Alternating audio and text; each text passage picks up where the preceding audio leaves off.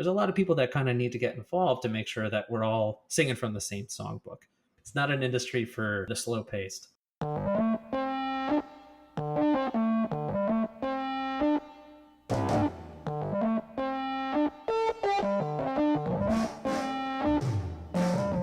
Welcome to Content in Practice. I'm your host, Blaine Kylo. In each episode, I speak with someone about how we do the work of content.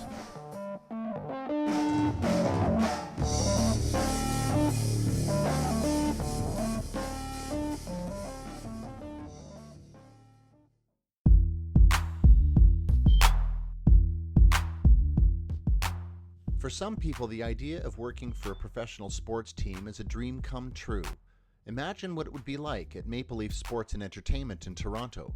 The company owns 7 professional sports teams, including the NBA champion Toronto Raptors and the Toronto Maple Leafs, a venerable franchise with fans as passionate as those who follow Manchester United or the New York Yankees. Peter Kelly is the Director of Digital Experience and is living the dream. He's a soccer aficionado, which works great because Maple Leaf Sports and Entertainment also owns the Toronto FC, which plays in North America's Major League Soccer League. There's also the Toronto Argonauts playing in the Canadian Football League and 3 minor league teams, Raptors 905, the Toronto Marlies, and TFC 2. The Raptors recently won the NBA championship after a playoff run that included a game-winning buzzer-beater basket by team star Kawhi Leonard that advanced the team into the semifinals, and a 6-game series against the Golden State Warriors. With that many properties and storylines, there's lots of content going on. I asked Peter where his teams fit into it all. So our teams are primarily focused on a variety of content types and digital content ecosystem. We specialize very heavily in social content, in large part because we've seen just great success and growth in those platforms. During the Raptors championship run, our Instagram was, I may misquote the stat here, but maybe the single highest growing Instagram account in the NBA during that time. We were on pace to hit 2 million followers not until 2020 at the start of the season last year, and now we're knocking on the door of 3 million. I don't put too much stake on followers as a core metric, but it is a good indicator or a sign that things are going well. We specialize very heavily in social content, and we do many different content formats within that system. There's graphic work, there is a lot of photography, there's the written word still has a place in our content ecosystem for sure. In terms of articles for .com, so web content is a part of that, and our team mobile apps are increasingly important. We're putting a lot of emphasis on our mobile apps within the organization. They unlock a lot of different interesting customer experience potential, and MLSE Digital Labs is a part of the organization that spun up just over a year ago, and they've been doing really fantastic work digging into product design and getting our team mobile apps to be, frankly, some of the best in the business. So digital content is also a key part of that too, how we kind of plan for a customer retention and utility within the app. So do your teams provide content for those apps then, or do they have their own content teams?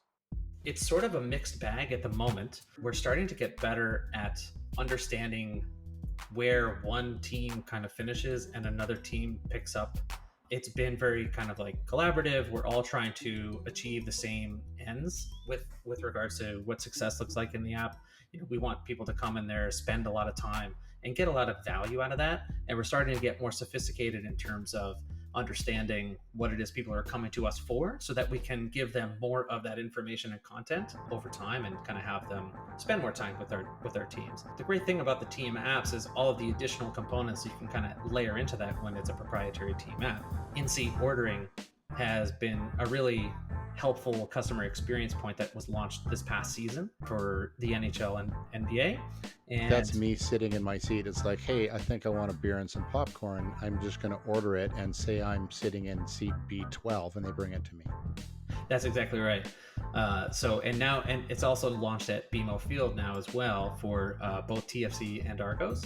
That's a customer experience design feature that the Digital Labs team really drove and brought to market. However, our team was also very much involved in terms of the content around that. Like, how are we promoting this? How are we weaving it into some of our game day storytelling on our social channels and making it part of the messaging around the app that we're bringing to market from an outbound perspective. In the digital experience world, there is so much of a focus on the customer or the audience. That's not easy to define within your organization because you've got lots of different segments that could be considered customers. And they look very different for different kind of phases of your relationship with any given team or brand within the organization. We often will kind of consider a general proximity to the brand and levels of avidity. So we've done some really interesting research with some research partners in the past that have kind of suggested that, if you're in Ontario and you like basketball, there's a really, really good chance that the team you're going to pick are the Raptors. However, it doesn't necessarily mean that you're an avid fan. There's still a very big avidity gap between being an avid fan and just sort of a casual fan. So that kind of gives us a little bit of a framework to play with in terms of levels of your engagement with the brand and whether or not that manifests in content consumption, purchasing merchandise, attending a game.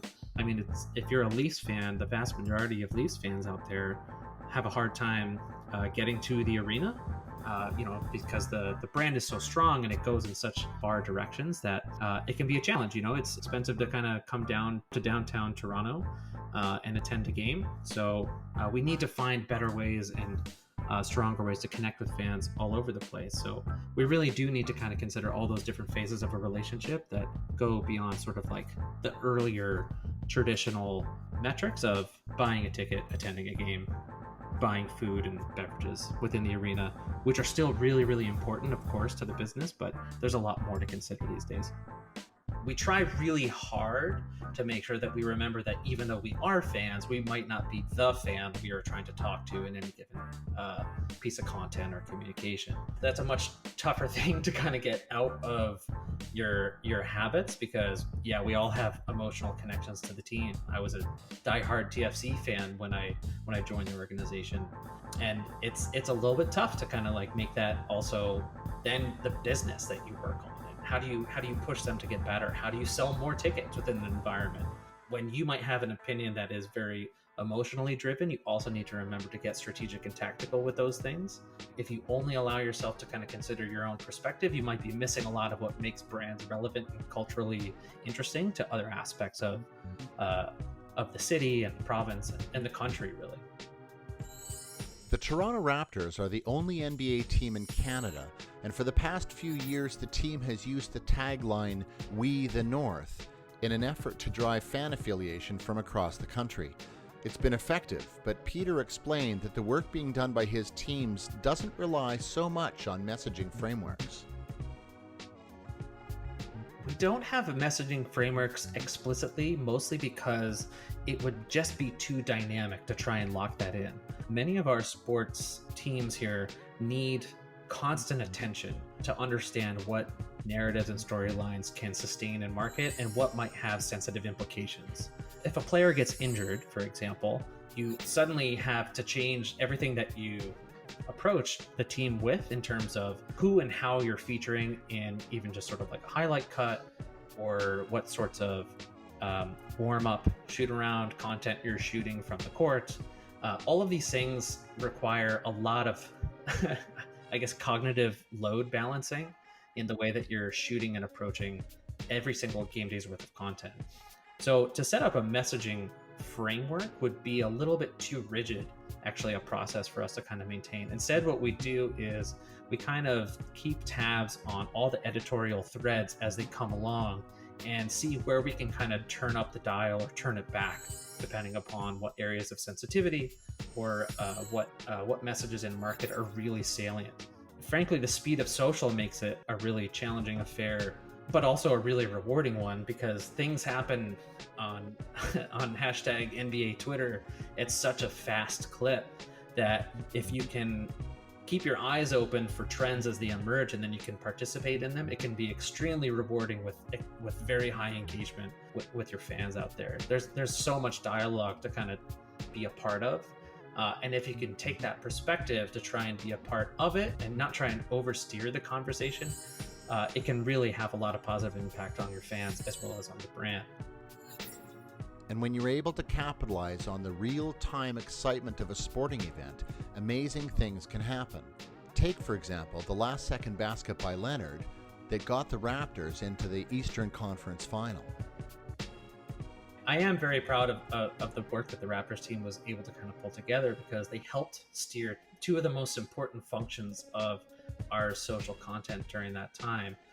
The first of which is just put yourself in position to take advantage of the most incredible moments on a playoff run when they happen in as quick and relevant a way as possible. To this date, unless I'm mistaken, to this date, the most engaged and watched social post we have ever put out is a pretty simple clip of Kawhi's shot, the game-winning buzzer-beating shot against Philadelphia.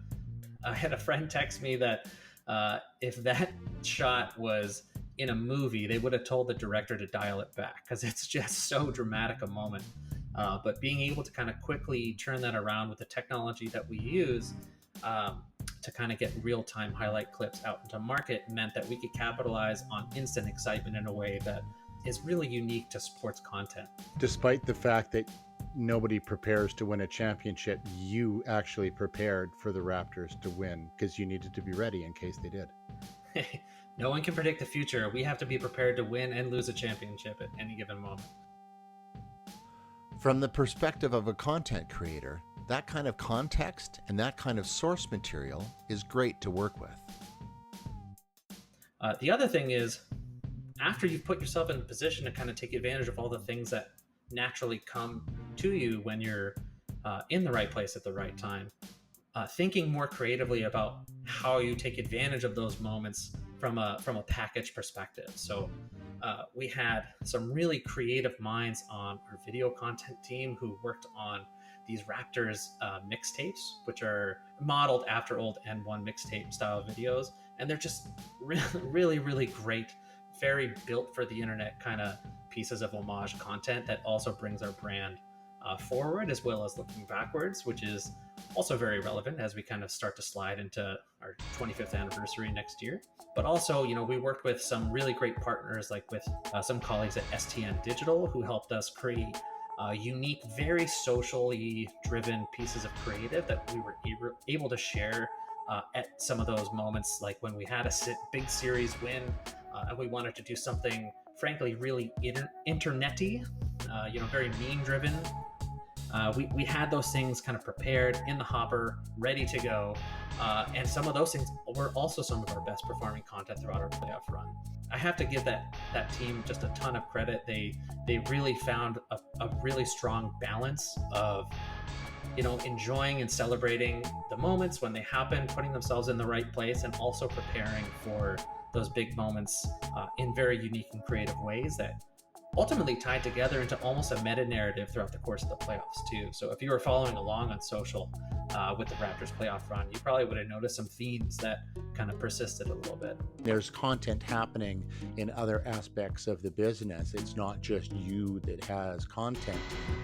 So how does everybody sort of stay in touch with each other and with what's going on to make sure that that alignment is there?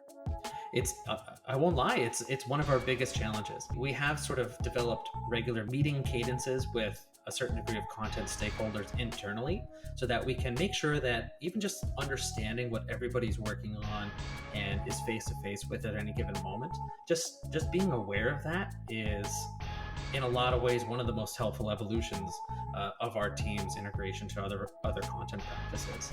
Being on site as well for practices and training is really critical for a lot of our social content folks on my team as well, because just being there on site and being face to face with players, coaches, staff, so that they know your face, and that when you're around, they don't feel like they need to ask somebody else around saying like, hey, who is this guy?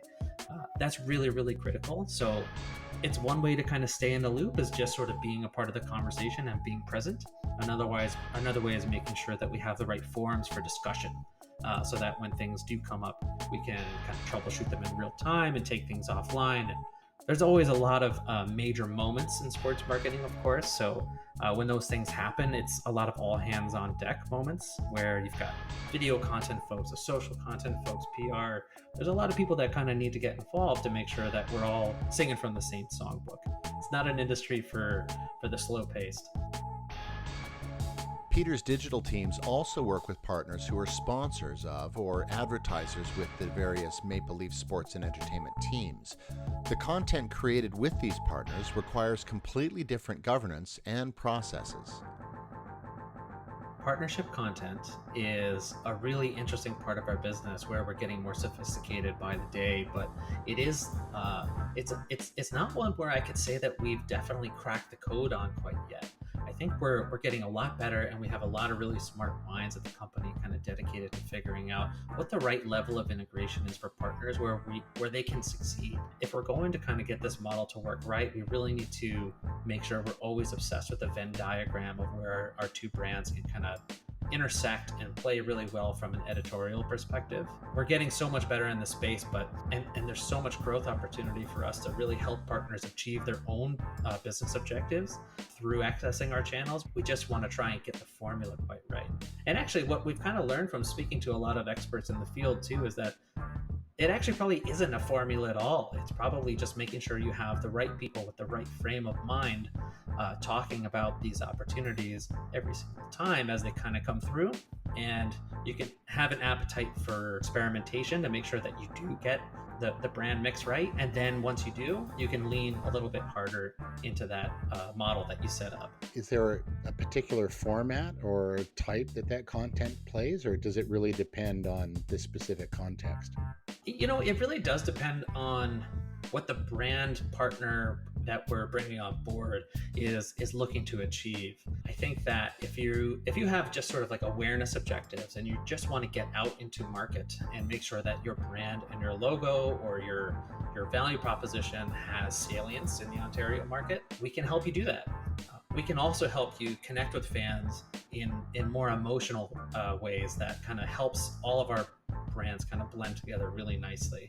We do have one content series that we have run with our partner Sport Check. They were interested in trying to push beyond sort of traditional sports stories, and where we found a really interesting nexus between not just our brands, but what they were interested in telling from a storytelling perspective and what we were interested in telling from a storytelling perspective were a lot of the folks that are not exactly behind the scenes. They are attached to the scenes, but you don't really see their faces.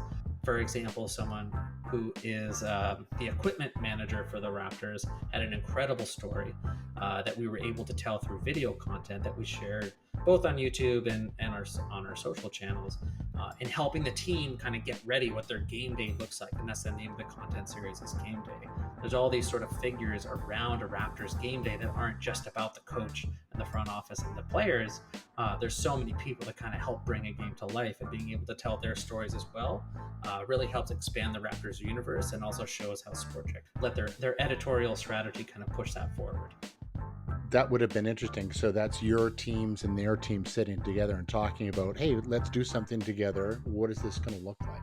Yeah, very much so. I mean, we had a previous program that was doing well, so it really did take a lot of forward thinking on their part to say, yeah, this is great, but we'd like to do something even richer within the ecosystem here. We know that we both have great brands, so how do we kind of find ways to leverage both of our expertise and recognize that there's an opportunity to lean into the emotional and kind of hidden stories behind the game that are just a little bit different. I think that what you can kind of get used to in sports marketing and sports content is a lot of the same stories over and over again. You do have to try and break the monotony to a certain extent. One team always wins. One team scores a certain amount of points. A player has a breakout game. These are interesting stories if you're a fan of the team, but if you're going to tell them over and over and over again from a branded content perspective, there is a risk of getting stale. So what other stories are there in and around the sports universe that are just as interesting and maybe told with a lot less frequency? Being able to kind of lean into those spaces was really important for them because it gave them something ownable that really nobody else had.